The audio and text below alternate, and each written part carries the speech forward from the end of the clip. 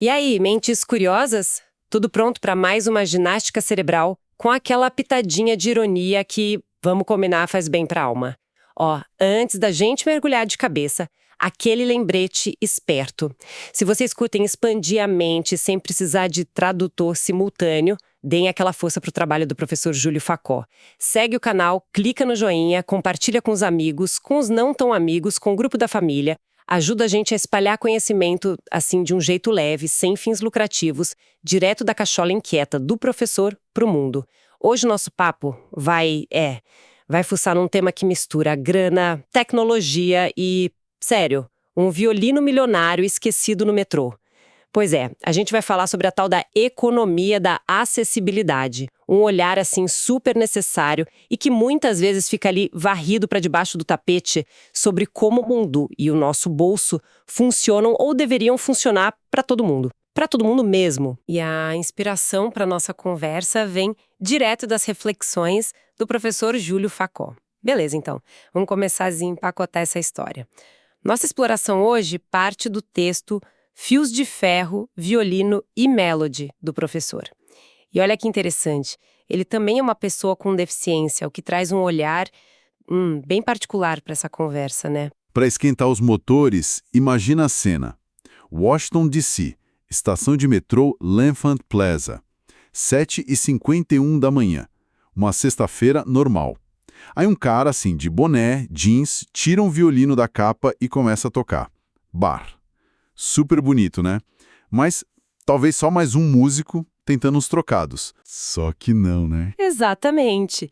O violino era um Stradivarius, de 1713. Uma joia, assim, de valor, nossa, incalculável. Uau! E o músico era só o Joshua Bell, um violinista famoso mundialmente, tocando de graça ali, no meio da muvuca matinal. E o resultado dessa apresentação surpresa foi, assim, chocante.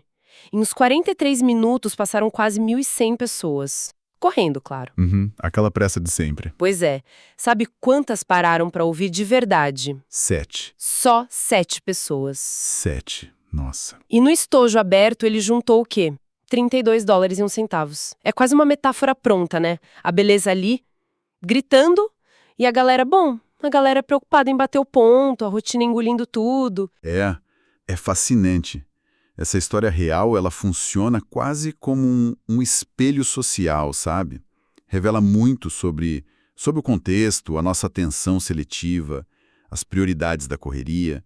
Mostra como a gente tem dificuldade, né, de perceber o extraordinário quando ele aparece fora do lugar esperado, tipo, no meio do dia a dia. E essa imagem, nossa, super forte, é usada no material do professor para criar uma metáfora sobre acessibilidade.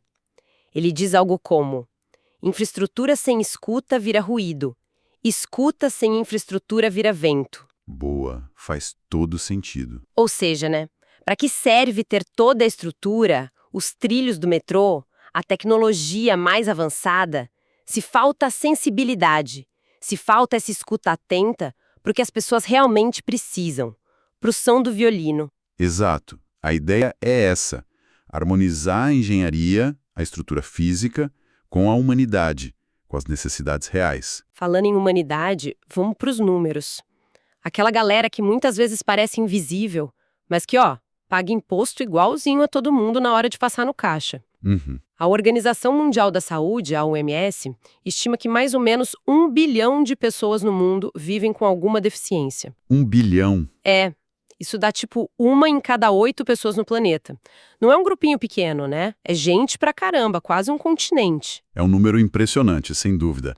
E aqui no Brasil, os números às vezes confundem um pouco.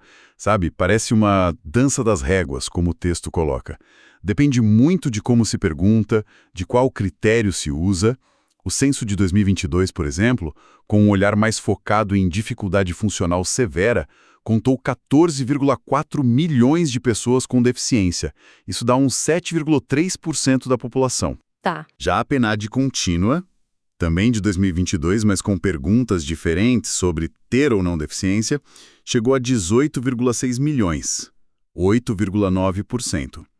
Já aumentou. E se a gente voltar lá para o censo de 2010, que usava outro método ainda, o número era de 45 milhões, quase 23%. Nossa, que diferença. Exato. A forma de medir muda, os critérios mudam, mas as pessoas estão aqui, né? O importante é entender como a gente está contando para poder criar políticas públicas que realmente funcionem, que cheguem em quem precisa. E aí vem aquele soco de realidade econômico, que o professor Facó também destaca bem no texto, a questão da grana mesmo. Sim. Em 2022, olha só 26,6% das pessoas com deficiência em idade de trabalhar estavam no mercado formal. Menos de um terço. E o pior, ou tão ruim quanto, 55% delas estavam na informalidade, metade. É um número altíssimo de informalidade.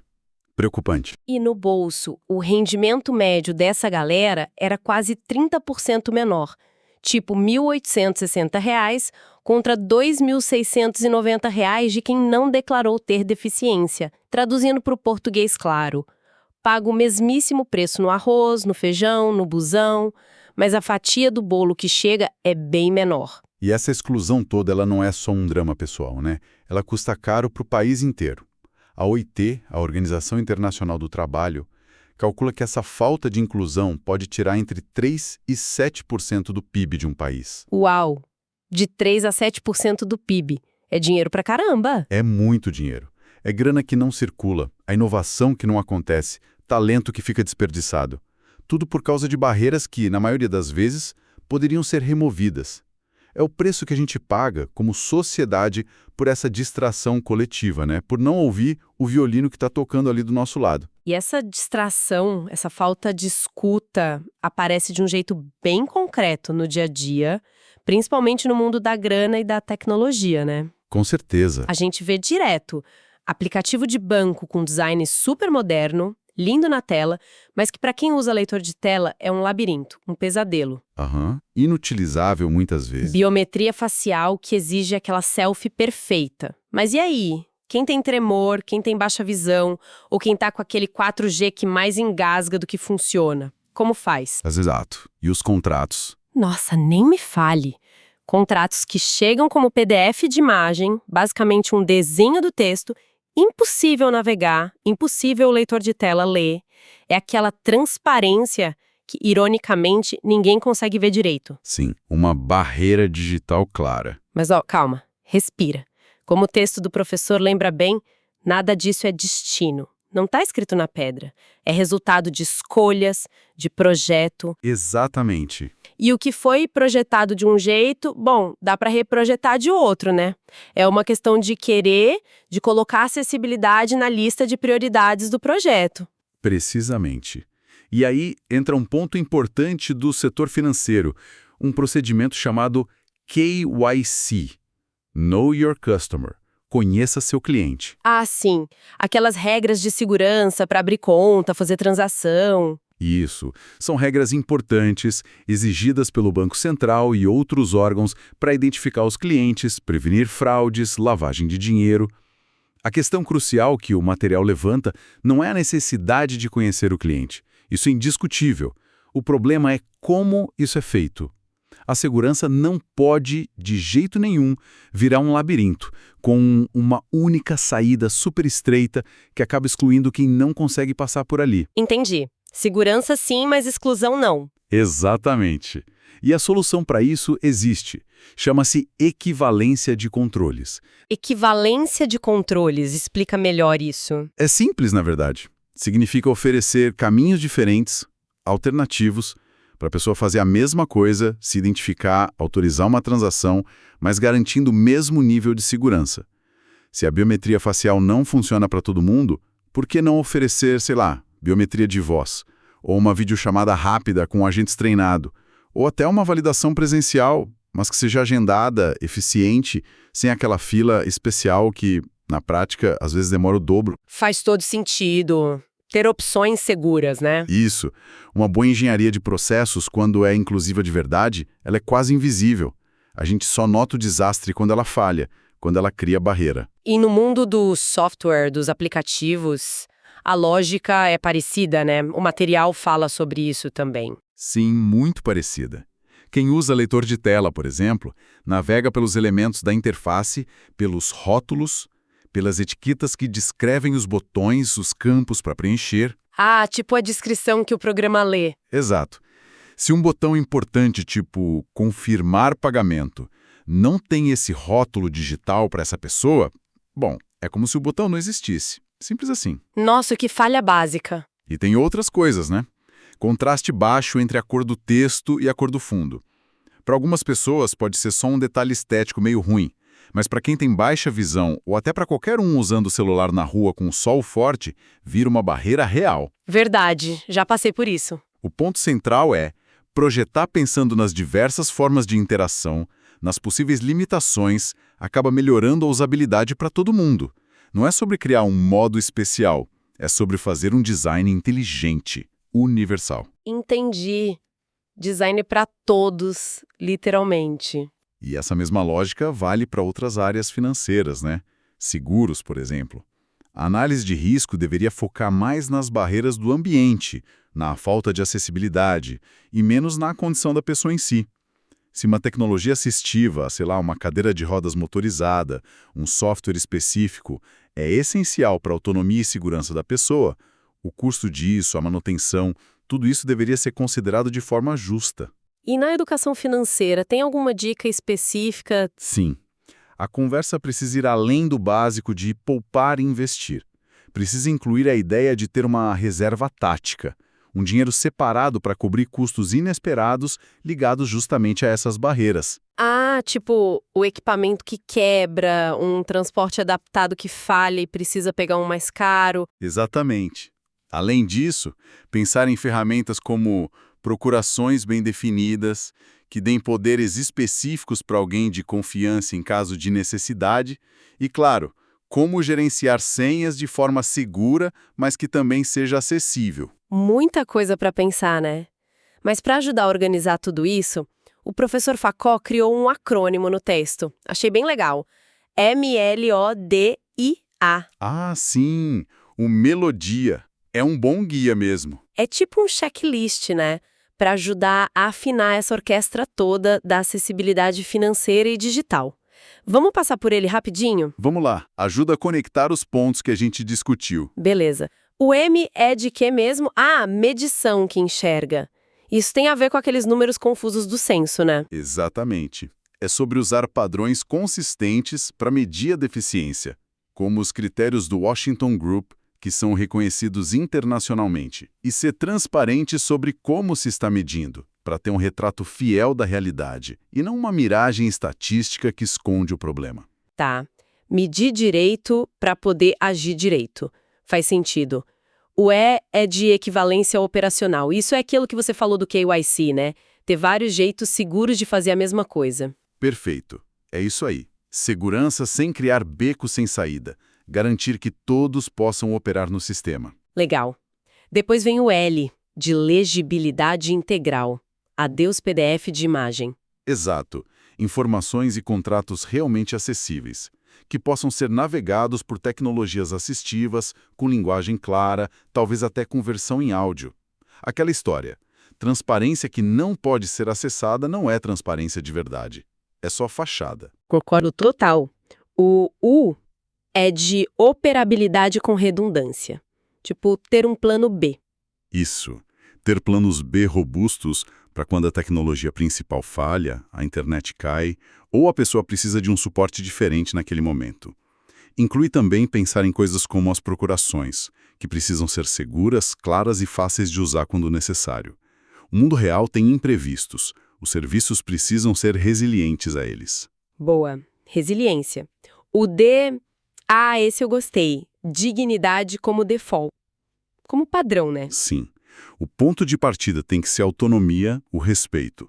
Chega de processo que faz a pessoa se sentir diminuída pedindo favor a cada clique. Ou daqueles acessos especiais que, na verdade, mais isolam do que ajudam. O apoio tem que existir, claro, mas para ampliar a capacidade de decisão da pessoa, não para anular. Padrão. Adorei. Aí vem o I, de interoperabilidade humana e técnica. Sistemas que conversam entre si.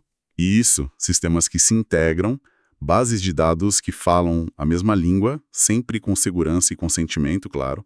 Para quê?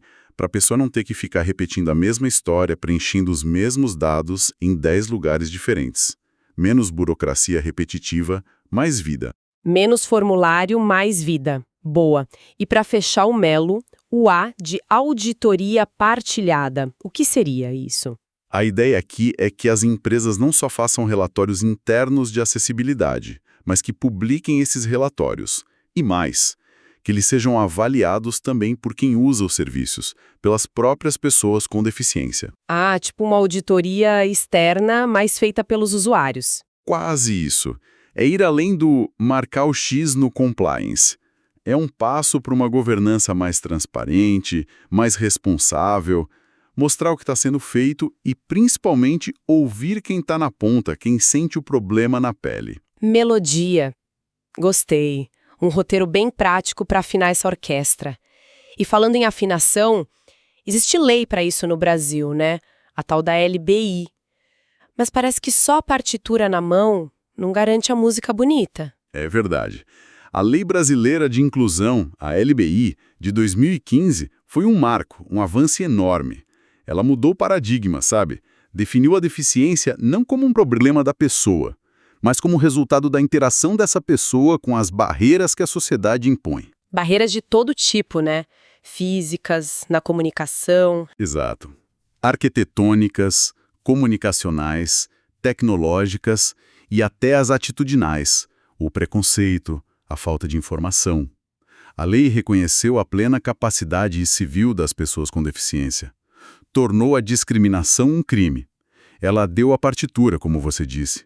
Mas se essa partitura fica lá na estante, bonita, mas intocada, juntando poeira... A música não toca na vida real. Exatamente. A implementação, a fiscalização, ainda são desafios enormes. E para a galera que só entende a linguagem dos cifrões, dos números de mercado, o argumento econômico tá aí, né? Gritando mais alto que o coitado do violino lá no metrô. Com certeza. A gente está falando de milhões de consumidores em potencial, de produtores, de investidores. Aqueles dados que a gente viu, baixa participação no trabalho, alta informalidade, renda menor. Isso tudo significa o quê? Demanda que não é atendida, produtividade que se perde. Lembra do cálculo da OIT? Lembro. Entre 3% e 7% do PIB que podem estar indo literalmente para o ralo da exclusão. Cada aplicativo que não funciona direito, cada menu que o leitor de tela não lê, cada atendimento que não sabe lidar com a diversidade, é dinheiro parado, é um motor que não gira na nossa economia. E olhando pelo outro lado, as oportunidades para o mercado financeiro são gigantescas e ainda muito pouco exploradas. Tipo o quê, por exemplo? Ah, tem várias frentes. Linhas de crédito específicas para adaptações, para compra de tecnologia assistiva, mas com juros e prazos que façam sentido para a realidade dessas pessoas. Seguros mais justos, que olhem o risco do ambiente, não a condição da pessoa. Planos de previdência que considerem trajetórias de vida e trabalho, que podem ser diferentes. E claro, o básico. Canais de atendimento que sejam realmente acessíveis, integrados, aplicando aquelas ideias do KYC inclusivo, da equivalência de controles que a gente falou. Tem muito espaço para inovar e atender bem esse público. Parece que nessa orquestra da inclusão, cada um tem mesmo o seu papel, né? O Estado tem que fazer a parte dele, não só criar a lei, mas regulamentar o que falta, fiscalizar para valer, integrar as próprias bases de dados para facilitar a vida de todo mundo e treinar seus funcionários. Fundamental. E as empresas? Bom, parece que chegou a hora de levar a sério de verdade, né? Não só para o marketing. Sim, ações concretas. Tipo, incluir metas de acessibilidade que mexam no bônus dos chefões, testar os produtos e serviços com usuários de verdade com deficiência desde o comecinho do desenvolvimento. Trazer pessoas com deficiência para cargos onde elas decidam coisas importantes e não só para cumprir cota ou para sair bonito na foto do relatório de sustentabilidade. E, como diz o professor no texto, na hora de consertar um problema de acessibilidade, tem que chamar quem entende do riscado, né? O luthier com o diapasão na mão, não o maestro do karaokê corporativo. Adorei essa. É uma ótima imagem, né? Precisa de conhecimento técnico e sensibilidade. E tem um recado importante também para quem investe, para quem movimenta o mercado de capitais. Ah, é? Qual? Que tal começar a perguntar, nas reuniões de resultado, nas análises das empresas, e aí, como estão as práticas de acessibilidade de vocês? Afinal, ignorar sistematicamente, sei lá, quase 13% da população mundial, lembra do 1 em 8 da OMS? Não parece combinar muito com aquelas boas práticas de ESG, né? Ambientais, sociais e de governança, que o mercado vive falando que valoriza. Boa provocação. Talvez essa falta de atenção mereça até um ajuste na avaliação da empresa, um descontinho no preço da ação, no valuation, porque um ponto material envolve riscos reais e oportunidades perdidas. Puxão de orelha via bolso, talvez funcione. E assim, nossa conversa volta lá pro começo, pra imagem do Joshua Bell tocando baixo divinamente no metrô lotado. Fecha o ciclo. Se uma beleza daquelas, com um instrumento daqueles, pode ser totalmente ignorada pela pressa, pela distração geral, o que a gente pode esperar da aplicação de uma lei complexa, do desenvolvimento de um mercado, da atenção às necessidades de milhões de pessoas que nem sempre estão no centro das atenções? É uma reflexão poderosa. O experimento do metrô, no fundo, não era só sobre gostar ou não de música clássica. Era sobre a nossa capacidade como sociedade de prestar atenção no que é valioso e que está bem ali na nossa frente. Uma lição que talvez o próprio Bach, que era mestre em criar variações sobre o mesmo tema, ia curtir. E a reflexão final que o material do professor Facó nos deixa é justamente essa: a necessidade de combinar a estrutura, os fios de ferro, dos trilhos dos códigos, das leis, com a humanidade, com a melodia da cultura das empresas, do nosso comportamento no dia a dia, das necessidades diversas de cada um. Fazer vibrar junto, né?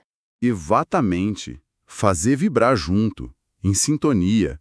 E para isso, precisa ter o ouvido atento para a realidade e a disposição constante de ajustar a afinação toda vez que o sistema desafinar para alguém. Não é um trabalho que acaba. E para a gente levar para casa, para ficar remoendo, a provocação final do professor no texto é daquelas de tirar o sono.